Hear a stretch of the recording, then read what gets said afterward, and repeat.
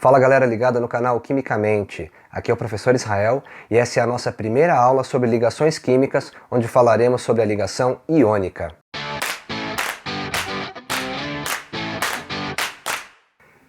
Antes de começarmos o estudo sobre ligações químicas, é importante que se conheça a distribuição eletrônica.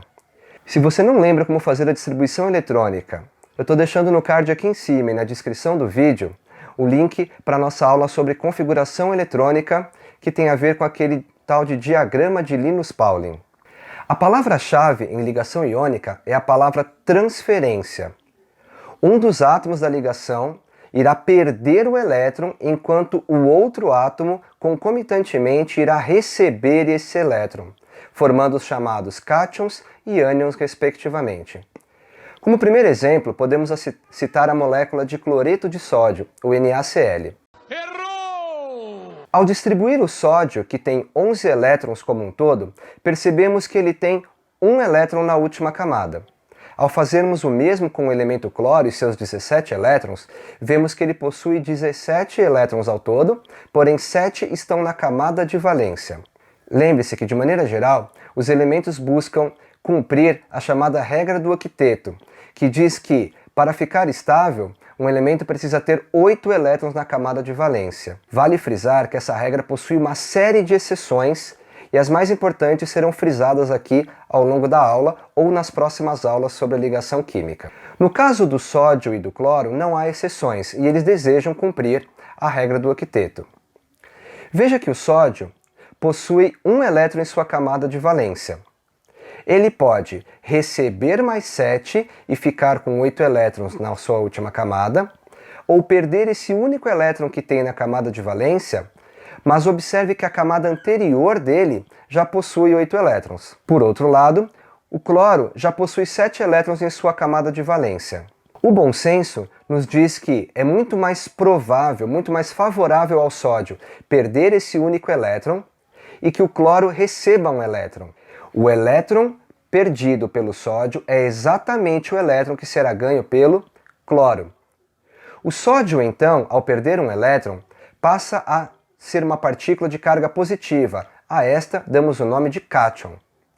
O cloro, por sua vez, recebe o elétron do sódio e adquire uma carga negativa, tornando-se uma espécie química chamada ânion. Assim, temos uma partícula positiva e uma partícula negativa, de cargas opostas, portanto, e sabemos que os opostos se atraem. Esta é a chamada ligação iônica. Ah, agora eu entendi! Podemos representar esta união também através dos símbolos dos elementos com seus elétrons de valência dentro de colchetes. Num segundo exemplo, podemos ver o CaCl2, o cloreto de cálcio. Distribuindo os elementos, vemos que o cálcio possui 2 elétrons na camada de valência.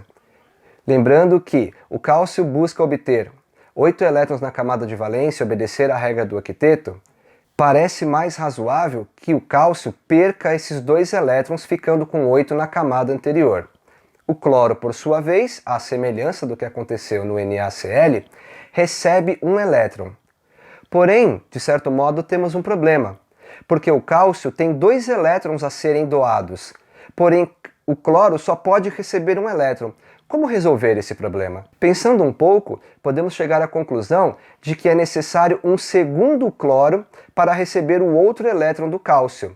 Desta forma, são necessários 2 cloros para satisfazer a carga de um cálcio. Isso explica porque a fórmula do cloreto de cálcio é CaCl2. No nosso próximo exemplo, vamos analisar o caso do óxido de alumínio, Al2O3. O alumínio possui na camada de valência 3 elétrons. Cada oxigênio possui em sua camada de valência 6 oxigênios. Entendendo que estes seguirão à risca a regra do octeto, vemos que o alumínio deve perder seus 3 elétrons na camada de valência, enquanto o oxigênio necessita receber 2 em sua camada de valência para chegar a 8. Percebe-se aqui um descompasso. Um elemento quer perder 3 elétrons, o outro elemento pode receber apenas 2. Desta forma, como vemos, um átomo de alumínio doa 2 elétrons para o oxigênio, satisfazendo assim a necessidade do oxigênio. Porém, ainda resta a doação do terceiro elétron deste alumínio. Este pode ser doado para um novo átomo de oxigênio, que então recebe esse elétron. O primeiro alumínio, então, tem todos os seus elétrons devidamente doados. Porém, esse segundo oxigênio recebeu apenas um elétron. Lembre-se que o oxigênio necessita receber dois. De onde virá o segundo elétron que o segundo oxigênio necessita? É razoável admitir que haja a necessidade de um segundo átomo de alumínio, que doa então um de seus 3 elétrons para o segundo oxigênio. Isso satisfaz a necessidade do átomo de oxigênio, porém, o átomo de alumínio requer ainda doar 2 dos seus 3 elétrons. Como ele poderá se desfazer desses 2 elétrons? Quem poderia aceitar esses 2 elétrons? Pensando um pouco mais adiante, vemos que surge a necessidade de um terceiro átomo de oxigênio, que chega precisando justamente de 2 elétrons, os 2 elétrons que o átomo de alumínio precisava doar. Dessa forma, a combinação entre alumínio e oxigênio ocorre na proporção de 2 alumínios para 3 oxigênios, o que explica por que a fórmula do óxido de alumínio é Al2O3. Pessoal, espero que esses conceitos estejam claros para vocês, mas convenhamos, é um tanto quanto trabalhoso montar as fórmulas químicas utilizando-se dessas estruturas com os elétrons de valência. Dessa forma, podemos desenvolver uma forma mais simples de se chegar à chamada fórmula química. Utilizaremos aqui o princípio de cruzamento de cargas. Dessa forma, como vemos no exemplo, AX+ se unindo a BY-. O X vai se tornar o número que fica embaixo do B. O Y vai se tornar o número que fica embaixo do A. E a fórmula será AYBX. Observe que o sinal é irrelevante, não importa se é mais ou menos X, a quantidade de B é X. Não importa se é mais ou menos Y, a quantidade de A é Y. Como exemplo, temos as fórmulas do fluoreto de potássio, K+ e F-, KF. Ou do cloreto de estrôncio, SrCl2. No caso do óxido de chumbo 4, temos que, como o chumbo tem valência 4+ e o oxigênio 2-, temos um caso particular onde as cargas são múltiplas umas das outras. Quando isso ocorrer, devemos simplificar as cargas para os menores fatores possíveis. Dessa forma, Pb+4 com O2- gera PbO2. Pessoal, é isso. Se ficou alguma dúvida, deixa aqui nos comentários ou volte o vídeo um pouquinho em algum ponto específico e quem sabe isso possa esclarecer a sua dúvida. Mas lembre-se, a aula só termina depois que você fizer o exercício. Então agora eu gostaria que você tentasse e eu já volto.